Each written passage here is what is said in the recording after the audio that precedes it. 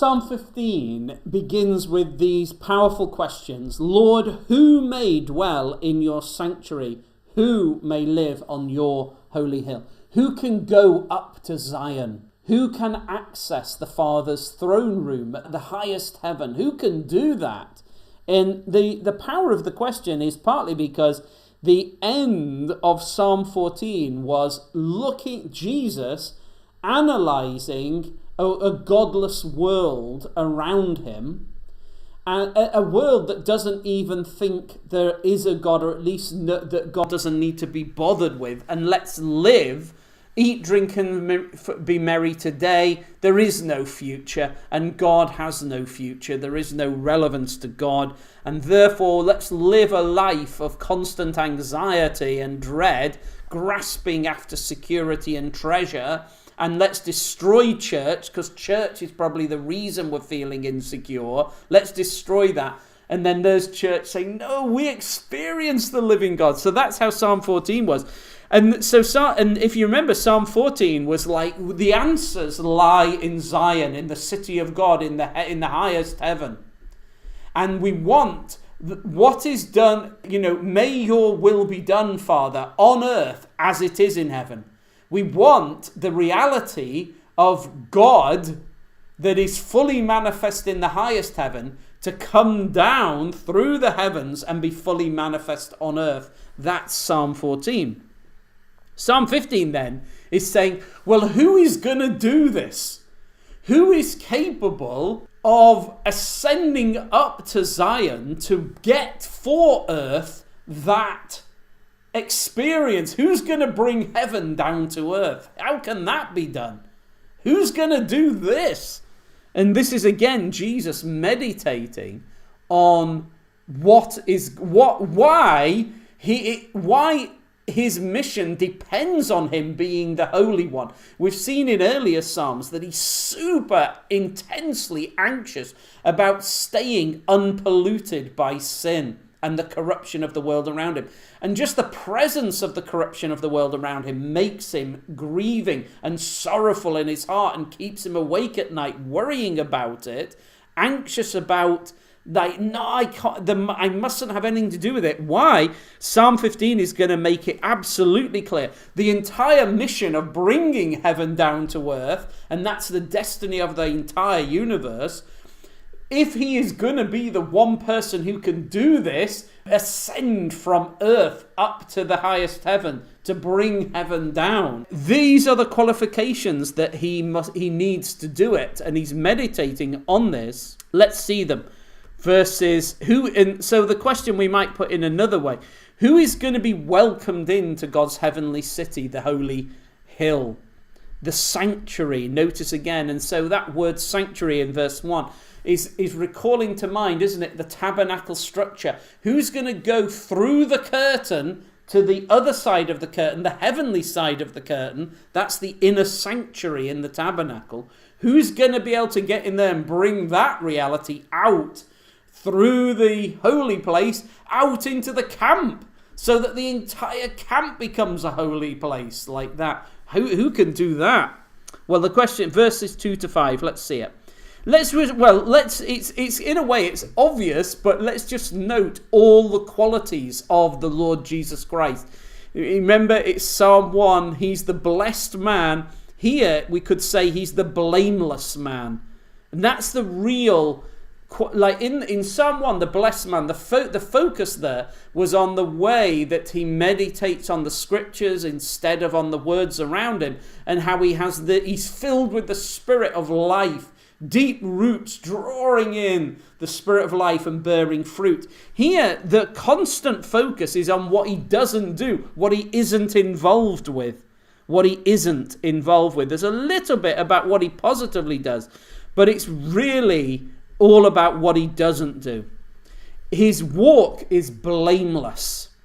Now, you can't.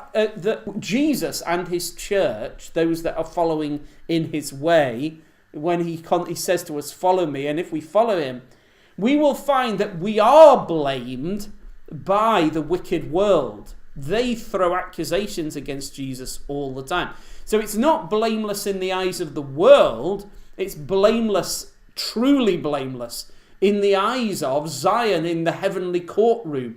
This man, the Lord Jesus, he is blameless in the eyes of the sanctuary, the holy hill, because he does what is righteous. He does the right thing always what is right. And righteousness, remember, has in it such depth in the Bible.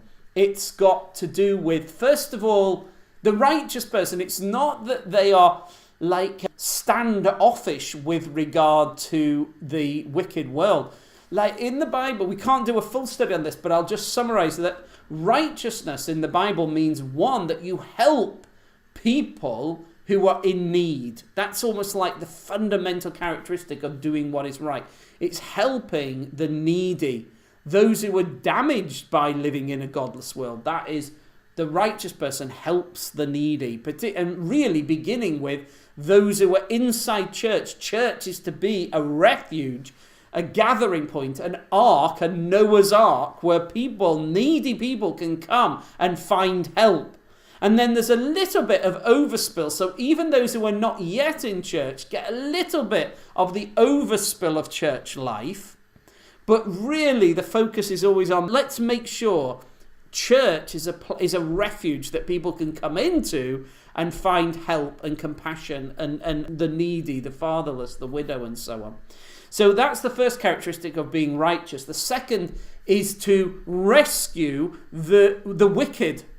So even those that are causing all the trouble in the world, the righteousness tries to rescue them. And then the third dimension of righteousness is that ultimately is the vengeance of God. So that eventually wickedness is not then any longer rescued. There's a deadline for the rescue of the wicked, after which the wicked must be expelled and all things are put right. So all these are components of righteousness, and he does this. He speaks the truth from his heart. Truthful, how important we've seen that as we've gone through the Psalms. The importance of flawless words. We see it again there in verse 3. No slander on his tongue. It's so important that he is in control of his words, this Lord Jesus, the blameless, blessed man. He doesn't speak slander. He does his neighbor no wrong and casts no slur on his fellow man. So notice that it's all about speech, but in the middle there, he does his neighbor no wrong, as if the main way you're going to do your neighbor wrong is with your words. How you talk, and I guess as well, how the words we think about our neighbor too, is because if we think bad of them, and by looking at them in the wrong way and looking at what they have in the wrong way, the words we speak even to ourselves will do them harm, lead to harm. But it's all to do with words, no slander, no slur. Don't do wrong to people, no bad words, no abuse, no insults. He doesn't do that. But what does he do? And this is verse 4. He despises a vile man, but honors those who fear the Lord. So isn't that again something that we've noticed in these Psalms as we've been studying them, that Jesus hates the wicked, not just abstract sin, but the wicked around him. He's disgusted by them. Yes, because he's the righteous man, he also at another level loves them, and we'll meditate on that in future Psalms, the way that there's a love for the world from the Father, but also a hatred of the world. And these two things go together in the living God. And so Jesus has this, that the wicked world is disgusting to him, and he hates that, but he loves those who come to him for refuge. And he protects them and loves them passionately and will die for them. So it's a strange thing, isn't it, that he hates the world and yet summons them, hates the wicked, the vile, what's the word? He despises the vile man, and yet if the vile man turns around and rushes towards Jesus for refuge, Jesus will love him and gather him in and die for him. It's this strange wonder of the Lord Jesus. And it's important, the reason that he has to be like that is that he cannot be a person who compromises with evil. The vile man has got to remain disgusting to the Lord Jesus. And that he cannot be like, oh, I kind of like that vile man. I maybe envy him. I sympathize with him. No, the blessed, blameless man has to be uncompromisingly hostile to evil and in no way shares the values of evil. And then again, like at the end of verse 4, more about the words and truthfulness and integrity of Jesus. Keeps his oath even when it hurts.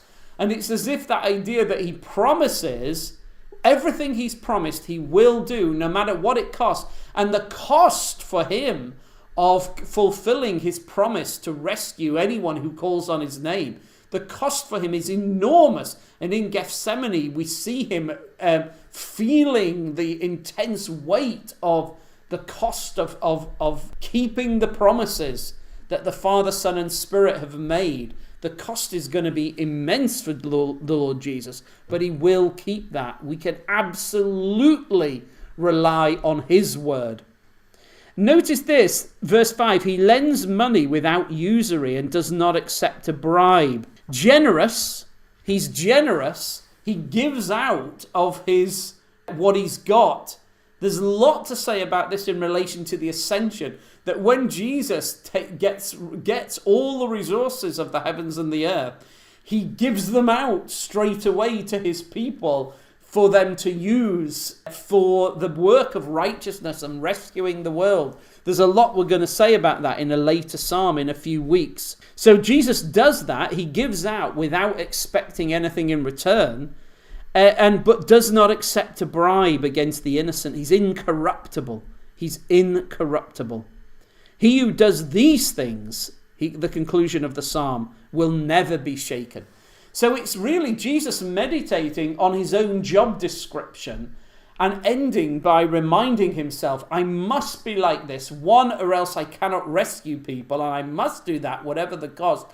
But this is the way to never be shaken. If you'll remember in Psalm 14, the note was that the godless, those who do not live for God and don't have place for him in their thoughts, they are shaken all the time. Shaken all the time. That's what humanity is like in its godless state. Always shaken. But this man, the one man who can ascend to heaven and is welcome, the Lord Jesus Christ, and those that have refuge in him. But he's the one never shaken. Never shaken.